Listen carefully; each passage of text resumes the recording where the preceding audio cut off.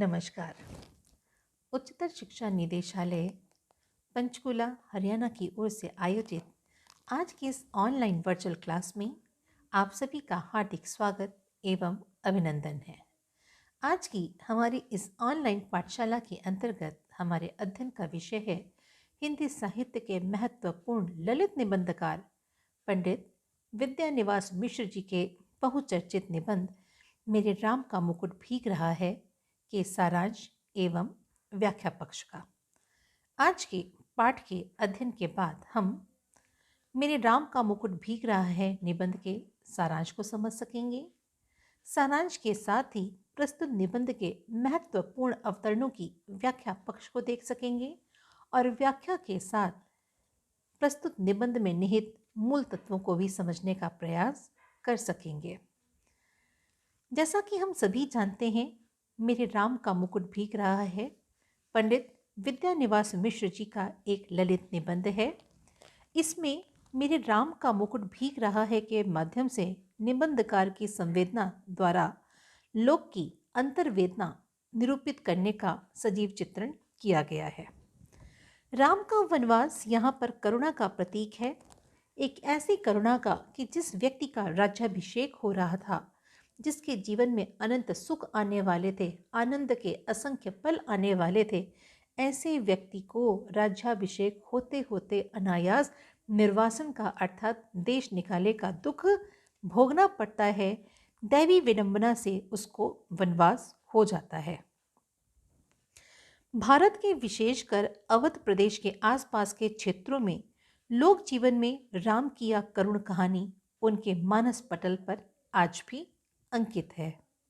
निबंधकार अपने घर की मेहमान लड़की, जो कि एक संगीत कार्यक्रम में जाती है और देर तक लौट कर नहीं आती है, तो उनके मन में उस बच्ची के प्रति, अब आज की युवा पीढ़ी के प्रति चिंता का होना स्वाभाविक है।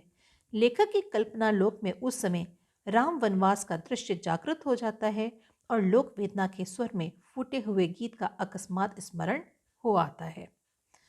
लोक जीवन की राम निर्वासन की वह कल्पना कितनी मर्म स्पर्शी और कितनी हृदय विदारक है। जो राम राजा होने के अधिकारी थे, अब वही राम मुकुट विहीन होकर जंगल में दर दर भटक रहे हैं। साथ में सीता और लक्ष्मण उनके साथ वन में मूसलाधार वर्षा में भीग रहे हैं, परंतु लोक की कल्पना में राम युवराज मुकुटधारी हैं, वे घर क्यों नहीं लौट आते हैं। ये था प्रस्तुत निबंध का सार।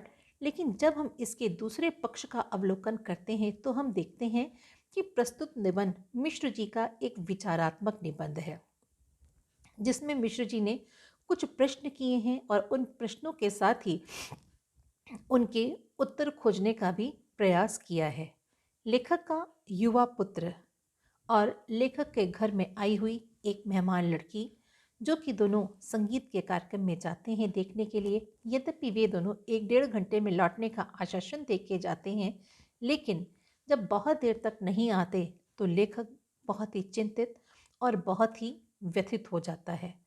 प्रतीक्षा करते करते जो लेखक है वह अपने विचारों की दुनिया में खो जाता है और उसके जेहन में, उसके मन में अनेक प्रश्न, जो कि हमारे समाज की विभिन्न परिस्थितियों, हमारे समाज की विभिन्न समस्याओं को लेकर उत्पन्न होते हैं, उन सभी को लेकर लेखक प्रश्न करता है, विचार करता है, मंथन करता है। लेखक को याद आता है, लेखक को अपनी दादी और नानी के गीत याद आते हैं, जिसमें भगवान राम के वनवास चले जाने पर जो भी अयोध्यावासी हैं, उन अयोध्यावासियों की चिंता को प्रकट करने का प्रयास किया है।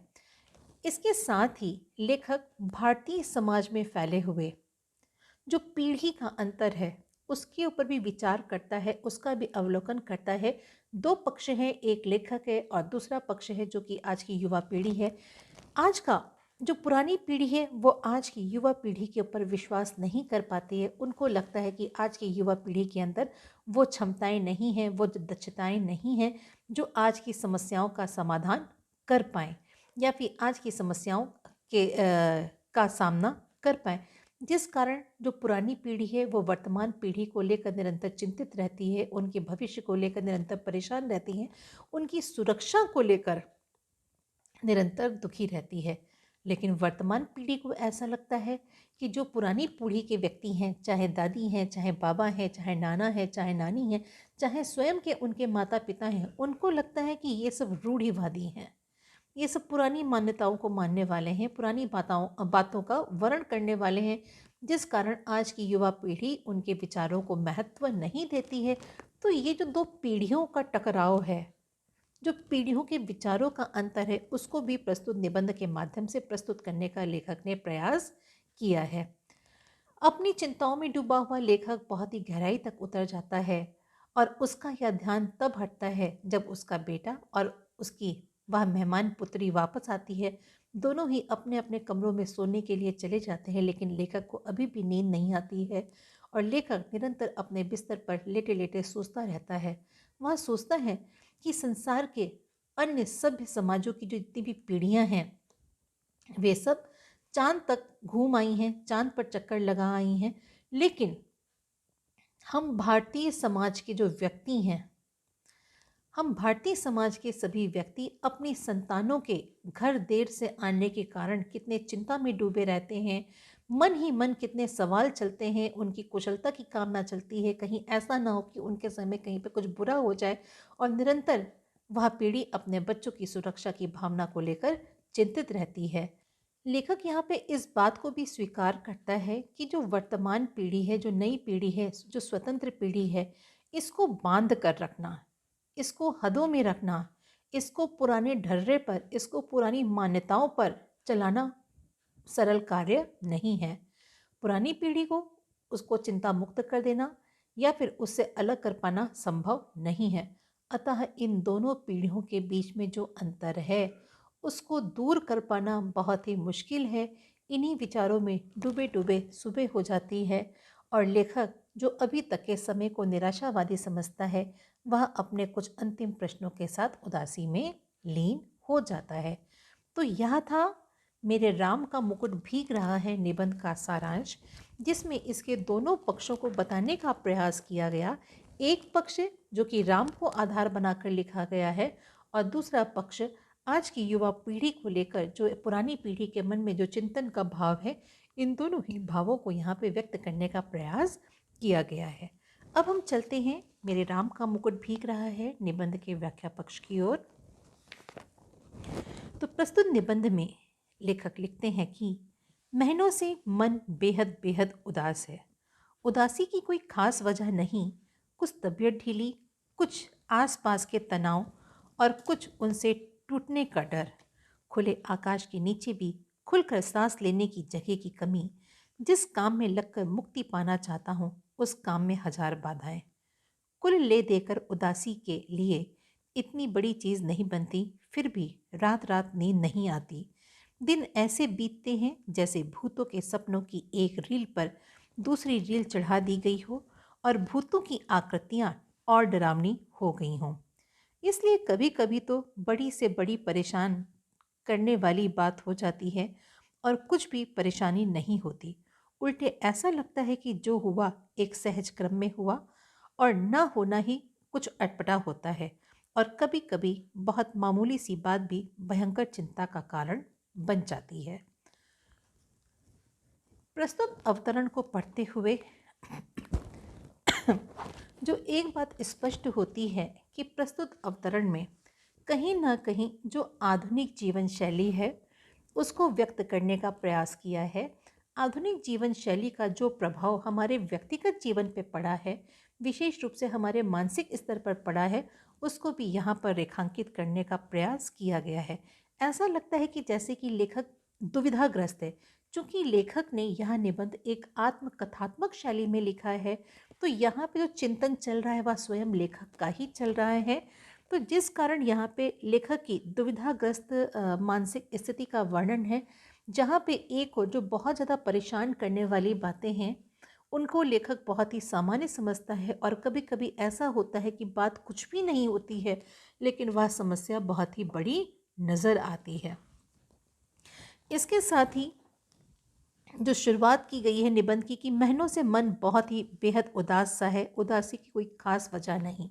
कई बार अनायास ऐसा होता है कि जो आधुनिक जीवन शैली है, जो आपाधापी से भरी हुई जीवन शैली है, जो हमारा रहन सहन है, उस रहन सहन में दिखावे की प्रवृत्ति के कारण जो मनुष्य है वह इतना मशीनवत अपने जीवन को जीता चला जा रहा है कि उसके जीवन में भावनाएं शनै शनै समाप्त होती चली जाती हैं और वह केवल एक मशीन की भांति निरंतर कार्य करता चला जाता है। और उस यंत्रवत जीवन में जिसका पूरा प्रभाव स्वास्थ्य पर पड़ता है, मन पर पड़ता है, मस्तिष्क पर पड़ता है, उसका वर्णन यहाँ पे लेखक ने करने का प्रयास किया है कि बात कुछ भी नहीं लेकिन लेखक उदास है। बात कोई नहीं लेकिन लेखक को नींद नहीं आ रही है। उसका मन अनमना सा है, उसका मन उदास सा है। ये उदासी की वजह क्या?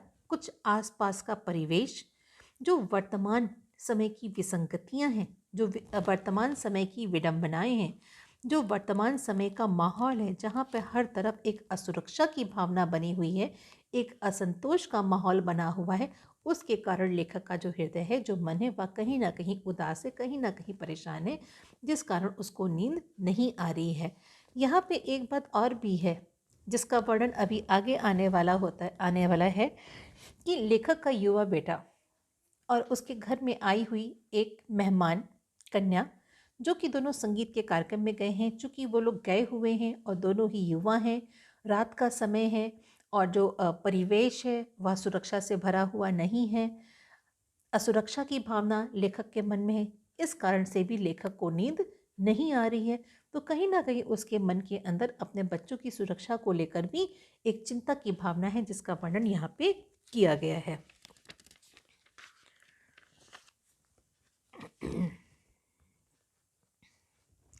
आने वाली पीढ़ी पिछली पीढ़ी की ममता की पीड़ा नहीं समझ पाती और पिछली पीढ़ी अपने संतान के संभावित संकट की कल्पना मात्र से उद्विग्न हो जाती है।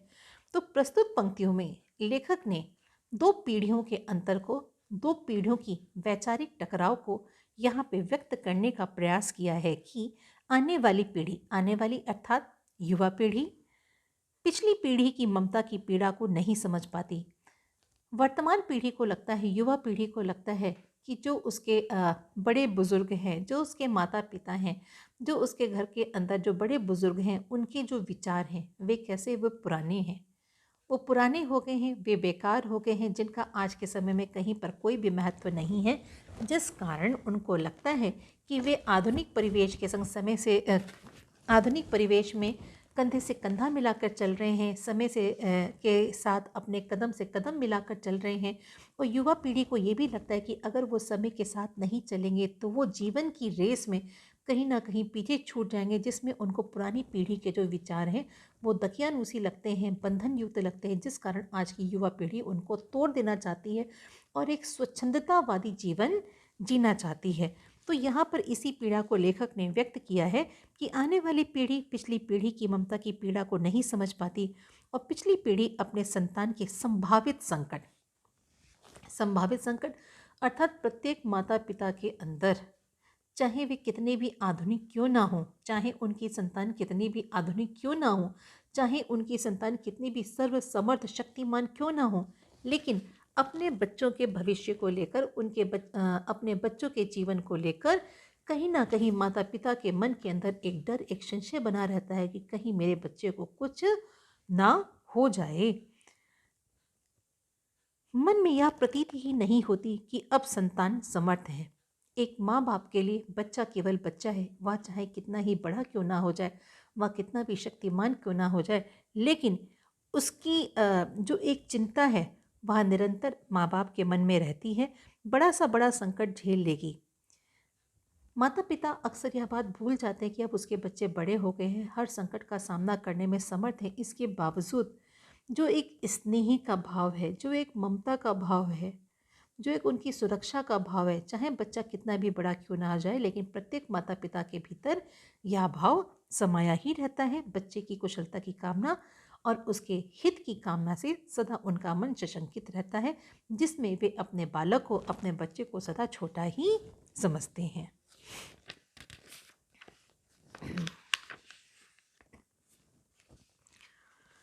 सोचते सोचते लगा कि इस देश की ही नहीं पूरे विश्व की एक कौशल्या है जो हर बारिश में बिसूर रही है, बिसूरी अर्थात परेशान हो रही, गा रही है कि मोरे राम के भीजे मुकुटवा अर्थात मेरे राम का मुकुट भीग रहा होगा। मेरी संतान ऐश्वर्य की अधिकारिणी संतान वन में घूम रही है। यहाँ पर लेखक पौराणिक कथा का उल्लेख कर रहा है कि किस तरह से राम का राज्याभिषेक होने वाला था, राम को राज्य का सुख मिलने वाला था, राम राजा होने वाले थे, लेकिन देव विडंबना के कारण राज्याभिषेक होते होते अंततः उनको निर्वासन का दुख झेलना पड़ता है, उनको देश निकाला हो जाता है।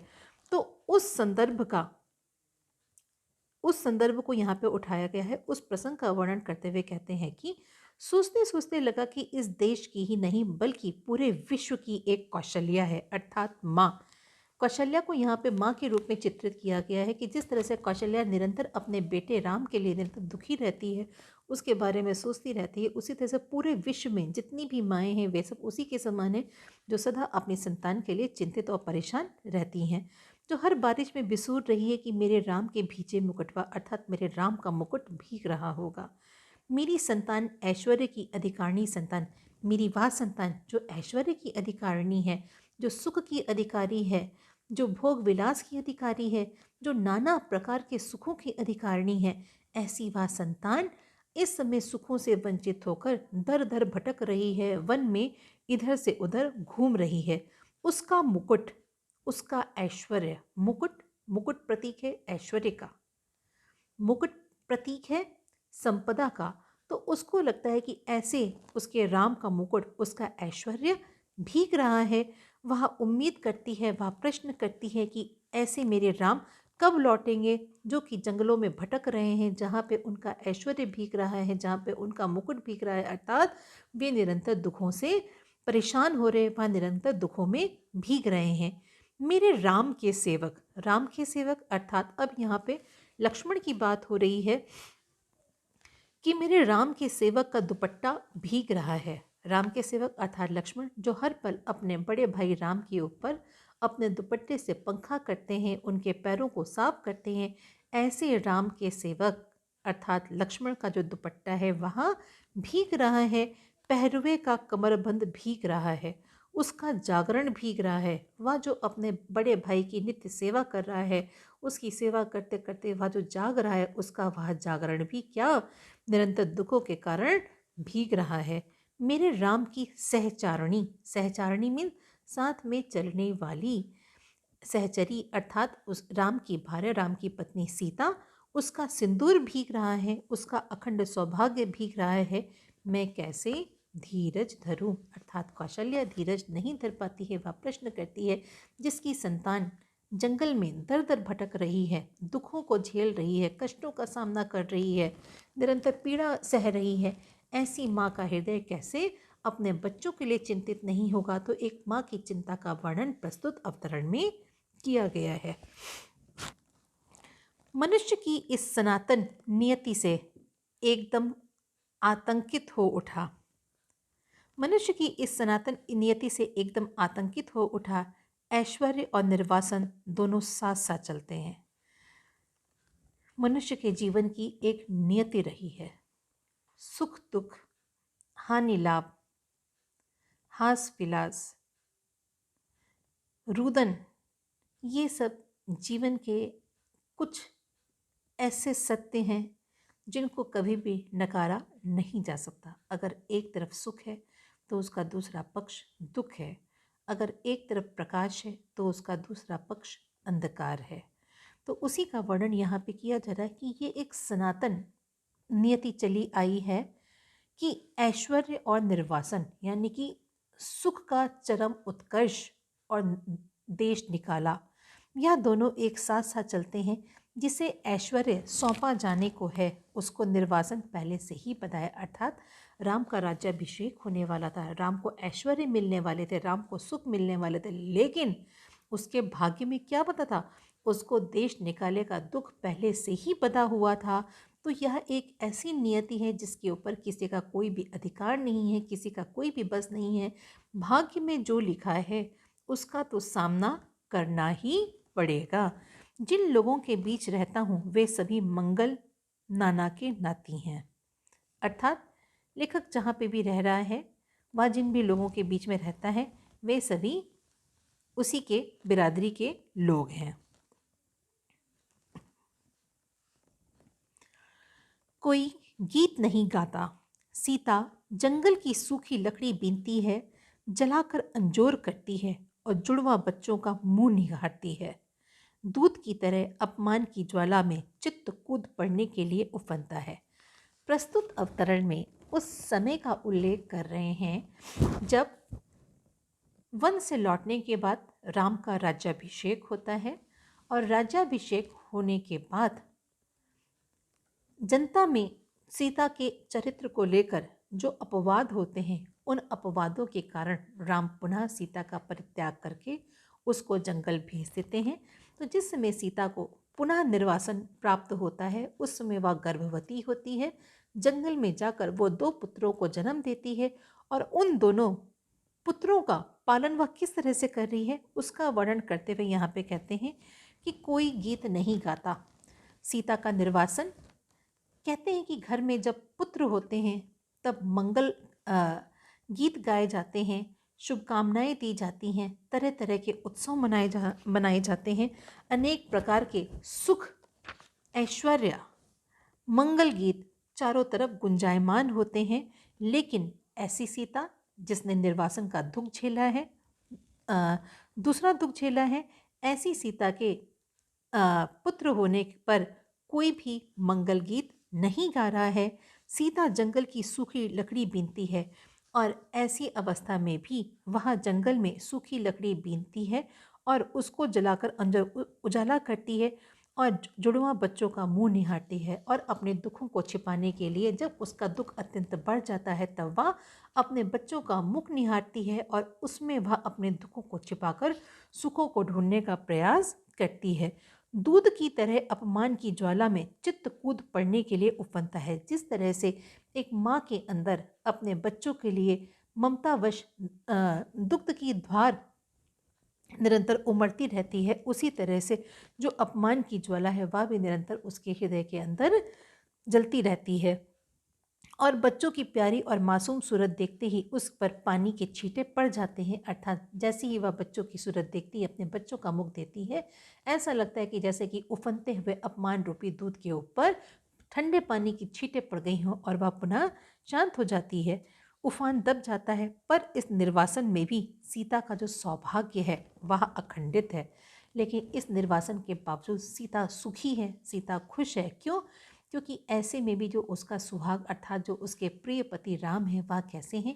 वह जीवित हैं, कुशल हैं, जिस कारण जो उसका सौभाग्य है वह अखंडित है, जिस कारण वह अपने आप को सौभाग्यशाली समझती है। वह राम के मुकुट को तब भी प्रमाणित करता है। मुकुटधारी राम को निर्वासन से भी बड़ी व्यथा देता है। राम जो कि अयोध्या के राजा हैं, राज्याभिषेक उनका हो चुका है, वे अपने राज्य में जनता सुखी है, किसी को किसी भी प्रकार का दुख नहीं है। लेकिन जो राम का राज्याभिषेक है, जो राम ने अपने मस्तक के ऊपर मुकुट धारण कर रखा है, वह मुकुट उनके लिए सुखदायी नहीं है, बल्कि वह मुकुट निर्वासन से भी कहीं अधिक उनके लिए पीड़ा का कारण है, उनके लिए दुख का कारण है, उनके लिए व्यथा का कारण है। क्यों?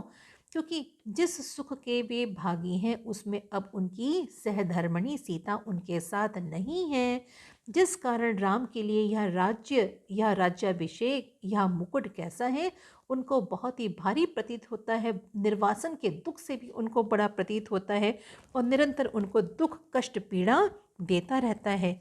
और एक बार और अयोध्या या जंगल बन जाती है और या ये अयोध्या एक बाजी पुनः वही जंगल बन जाती है, वही जंगल जहाँ पे राम ने सीता को खोकर दर दर उसको ढूंढने के लिए कष्ट सहे थे, वेदना सही थी, पीड़ा सही थी। और आज वही कष्ट दुख वेदना पीड़ा राम अयोध्या में रहते हुए भी उसी निर्वासन के दुख को झेल रहे हैं। स्नेह की रसधार रेत बन जाती है। उनके हृदय के अंदर जितना भी स्नेह था, जितना भी प्रेम था, वह सभी किसी सूखी रेत के समान सूख जाता है। सब कुछ उलट पुलट हो जाता है और सब कुछ उल्टा पुल्टा हो जाता है। अर्थात राम राज्य में रहते हुए भी एक निर्वासन का दुख झेल रहे हैं, कष्ट झेल रहे हैं, पीड़ा झेल रहे हैं, क्योंकि उनकी पत्नी, उनकी प्रिया उनके साथ में नहीं है। राम का मुकुट इतना भारी हो उठता है कि राम उस बोझ से कराह उठते हैं। राम का मुकुट भारी क्यों है? राम का मुकुट भारी इसलिए है क्योंकि यदि यह राज्य का मुकुट उनके सर पर ना होता, यदि वह अयोध्या के राजा ना होते, तो निश्चित ही वह अपनी पत्नी सीता के साथ में होते और सीता का साथ उनको अत्यंत प्रिय था, जिस कारण इस राज्य का यह मुकुट, राजा का यह मुकुट उनके लिए इतना भारी हो रहा था कि राम उसके बोझ से दबे जा रहे थे, कराह रहे थे, उस पीड़ा से छटपटा रहे थे। लेकिन उस पीड़ा को सहते हुए भी वे कुछ नहीं कर पा रहे थे अपने लिए। लेकिन इस वेदना के चीत्कार में सीता के माथे का सिंदूर और दमक उठता है कि राम जितना पीड़ा से व्यथित थे, उतना ही जो सीता के माथे पर उसका सिंदूर था, अपने प्रिय के प्रति जो प्रेम था, वह और भी दमक उठता है। क्यों? क्योंकि राम अयोध्या में रहकर भी सीता के पुनः निर्वासित हो जाने के बाद भी वह सीता को विस्मृत नहीं कर पाए, वह सीता को एक पल के लिए भी उससे अलग नहीं हो पाए, बल्कि सीता के अलग होने के कारण वह निरंतर दुखी, निरंतर पीड़ित, निरंतर व्यथा से भरे हुए थे, जिस कारण सीता का वर्चस्व और प्रखर हो उठता है। सीता राजमहल में ना होकर भी निरंतर राम के हृदय में वास करती है, जिस कारण राम के हृदय के अंदर सीता का जो वर्चस्व है वह और भी अधिक प्रखर हो उठता है। यहाँ पे एक बात और भी विशेष उल्लेखनीय है कि जब प्रिय हमारे पास होता है तब हमको उसकी कमी का एहसास नहीं होता है, तब उसका उतना महत्व हमको नहीं पता चलता है। लेकिन अगर वह प्रिय हमसे दूर हो जाता है तो हर पल उसकी स्मृति हृदय में बनी रहती है और वह प्रिय निरंतर हृदय में पास रहता है, हर पल व्यक्ति उसके साथ में होता है। तो यही दशा यहाँ पर राम की भी है। ये था आज का हमारा पाठ, जहाँ पर हमने मेरे राम का मुकुट भीग रहा है निबंध के सारांश को देखा।